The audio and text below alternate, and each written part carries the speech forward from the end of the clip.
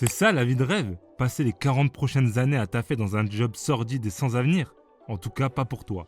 Sinon, tu serais pas en train de retourner Internet à la recherche des vidéos pour t'améliorer. Tu veux un meilleur job, un meilleur statut social, plus de revenus, la reconnaissance et peut-être même un poste à responsabilité.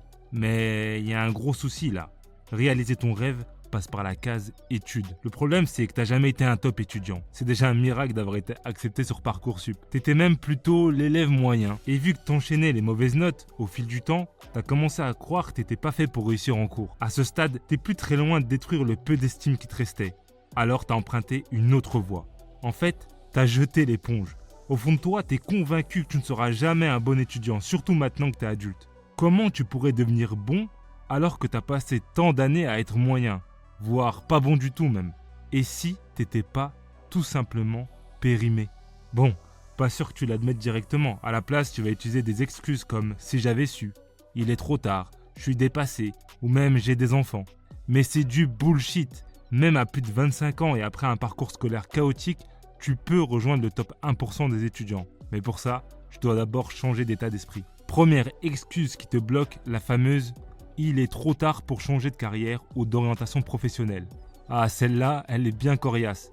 Parfois, tu as des petites variantes telles que « je suis trop vieux pour faire ça » ou alors « j'ai passé l'âge de faire ça ». Bon, je sais que ça fait un peu discours de motivation à 2 balles, mais tu peux changer de vie quand tu veux. Il n'y a pas d'âge limite pour se reconvertir. Même si tu es déjà à Bac+3 dans ton école par défaut, que t'aimes pas, tu peux prendre des virages à 180 comme certains de mes élèves. J'ai déjà vu le parcours école de commerce vers major de promo en médecine. Et non, c'est pas parce que tu exerces dans un boulot déjà insipide depuis 5 ans qu'il va devenir d'un coup intéressant dans 15 ans. Réveille-toi, t'as le droit et la capacité d'aller voir ailleurs si ça te chante. On parle pas de mariage là, on parle d'études.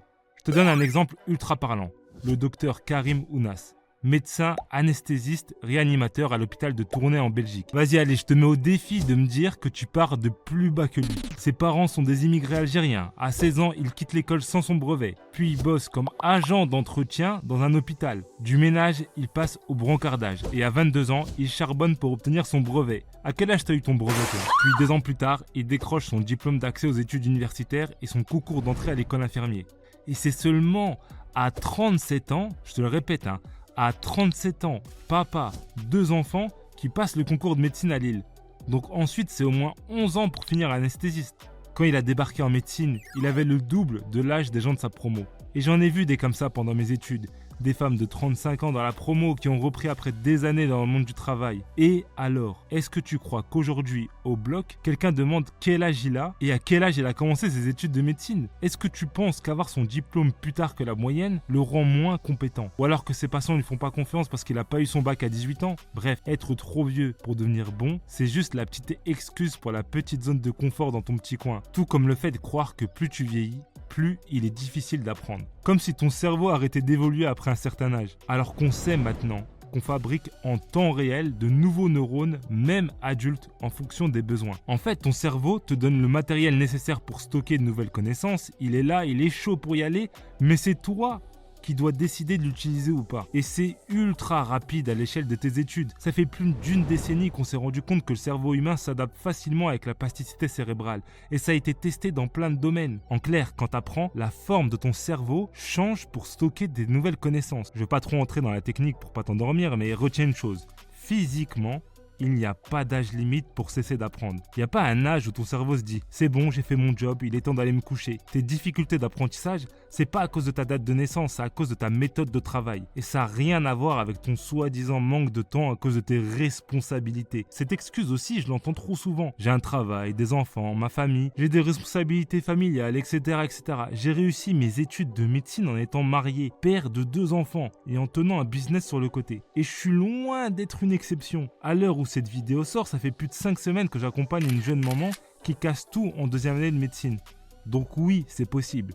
L'astuce, c'est de bien compartimenter ton emploi du temps et d'être focus sur tes tâches. D'ailleurs, j'ai fait une vidéo dans laquelle je t'explique pourquoi le mode focus est l'avantage ultime des meilleurs étudiants. Non, vraiment, ne te cache pas derrière tes obligations pour renoncer à tes objectifs. Ou alors, c'est pas ça. Peut-être que c'est une autre idée qui t'empêche de croire que tu peux devenir bon. Parfois, si tu refuses de te reprendre en main, c'est plutôt par manque d'estime de toi. Quand tu enchaînes les échecs, à un moment donné, tu commences à penser que le problème vient de toi.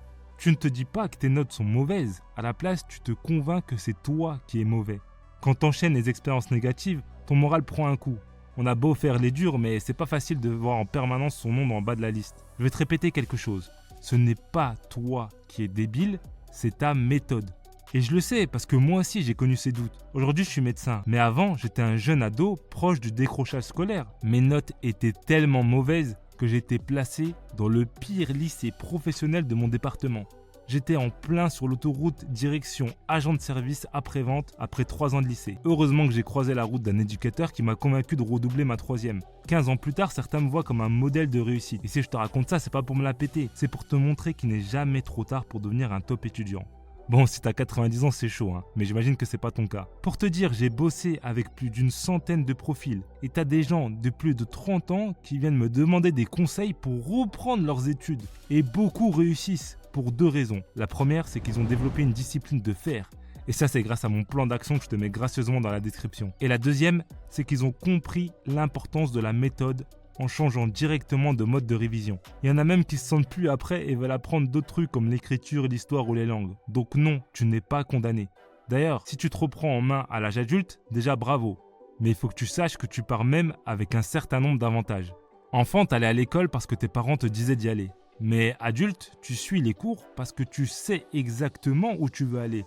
Et ça fait toute la diff. Quand tu as une idée claire de ta destination finale, t'es plus solide pour traverser les tempêtes et trouver les moyens d'y parvenir. C'est la même chose avec les cours. L'adulte est là pour une raison précise. Il sait ce qu'il veut, mais il sait aussi surtout ce qu'il ne veut pas du tout. Ça donne plus de sens à ses efforts. L'autre avantage, c'est la responsabilité familiale. Je m'explique. Ma femme et mes 2 enfants sont toute ma vie. Quand je pose les yeux sur eux, j'ai la sensation d'avoir fait quelque chose de bien. Je suis satisfait. Et surtout, j'ai envie qu'ils aient la meilleure vie possible. Du coup, je sais exactement pourquoi je travaille dur et je sais que je veux leur éviter certaines souffrances. C'est une attitude que j'ai remarquée chez beaucoup de mes étudiants adultes. Les ados sont plus souvent dans le moi, ce qui est normal. C'est l'âge auquel on définit son identité et on cherche sa place dans le monde. Mais les adultes, eux, ils sont plutôt dans le nous. Bon, sauf les boomers qui sont encore dans le moi à 70 ans, mais ça c'est une autre histoire. Donc à mes yeux, avoir des responsabilités familiales, c'est une force et c'est pas une faiblesse. Et comme ils cherchent à s'ancrer, ils sont prêts à faire d'énormes sacrifices personnels, tout en ayant plus de ressources. En tant qu'adulte, tu as des revenus plus réguliers, avant ou pendant les études. Ça peut être différentes sources de revenus ou même l'aide d'un conjoint, mais dans tous les cas, tu es le maître de tes finances. Cette liberté te donne accès à des ressources hors de portée de ce qu'on avait nous quand on était étudiants fauchés. Ma mère ne sait même pas qu'il y a des prépas en médecine, parce que j'ai même pas essayé de lui en parler quand j'ai entendu les prix. Mais toi, tu peux facilement t'acheter des livres, te faire coacher par un expert ou suivre des formations. En résumé, tu as les moyens financiers en plus des moyens intellectuels pour rejoindre le top 1% des étudiants. Plus d'excuses, tu peux réussir. Et pour t'aider à devenir un roi dans ta promo, je te partage rapidement 3 conseils pour tout casser dans tes études, même à plus de 25 ans. Tu dois apprendre à gérer ton temps. Vraiment, je le répéterai jamais assez. Ta ressource la plus précieuse, c'est ton temps. Bien plus que l'argent, c'est la seule ressource que tu ne peux jamais récupérer. Tu peux soit le perdre, soit l'investir. Il n'y a pas d'autre solution. Je te dis pas qu'il faut être en mode travail du matin au soir. Mais tu dois bien organiser ton emploi du temps et ne faire qu'une seule chose à la fois. Par exemple, quand j'étais encore étudiant, j'avais des créneaux horaires uniquement pour la révision des cours. Dans ces moments-là, je m'isolais dans un coin, mettais mon téléphone en mode avion et me concentrais sur mes notes. En parallèle, j'avais aussi des moments pour ma famille et là encore, je faisais que ça. Je gardais mes cours très loin d'eux. Idem pour les amis ou pour le sport. Vraiment, le multitâche, c'est un gros mythe. Fais une chose à la fois et tes notes grimperont en flèche. Ensuite, tu dois utiliser les bonnes techniques d'apprentissage. Si tu mémorises encore les textes pour les réciter comme des poésies, t'es foutu pour les examens. Au collège et au lycée, ça passe, mais en post-bac, c'est une autre histoire. Ça va au-delà du fait de retenir des concepts, il faut pouvoir les comprendre en profondeur, savoir quand les utiliser et les exploiter au mieux. Sur cette chaîne, j'ai déjà parlé de pas mal de méthodes pour réellement réussir à la fac. J'ai fait une vidéo très poussée sur la méthode DJ et une autre sur la lecture active. Tu prends ces 2 méthodes, tu t'entraînes à fond et ça passera crème. À côté de la gestion du temps et des stratégies d'apprentissage, il y a un aspect plus communicatif, je dirais. Ne reste pas seul dans ton coin si t'es perdu. Je me suis rendu compte qu'il est beaucoup plus facile d'atteindre le top si t'es entouré de personnes tout aussi déterminées que toi. Ça peut être des forums en ligne, des groupes d'études ou n'importe quoi. C'est pour ça que chaque semaine, j'organise 2 lives avec les étudiants que je suis.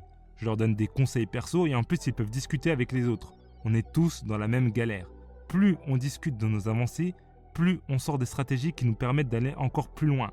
Ça fait du bien au moral et en plus, on partage nos résultats en direct. J'imagine pas à quel point on est surpris de voir comment les autres évoluent et comment nous aussi, on évolue hyper vite. Il suffit de quelques petits changements pour voir les résultats dès les premières semaines. La preuve, je l'ai fait et d'autres aussi. D'ailleurs, si c'est ton cas, viens nous raconter ton parcours en commentaire. Et si tu as envie de te reprendre en main, commence par la discipline avec mon programme en description.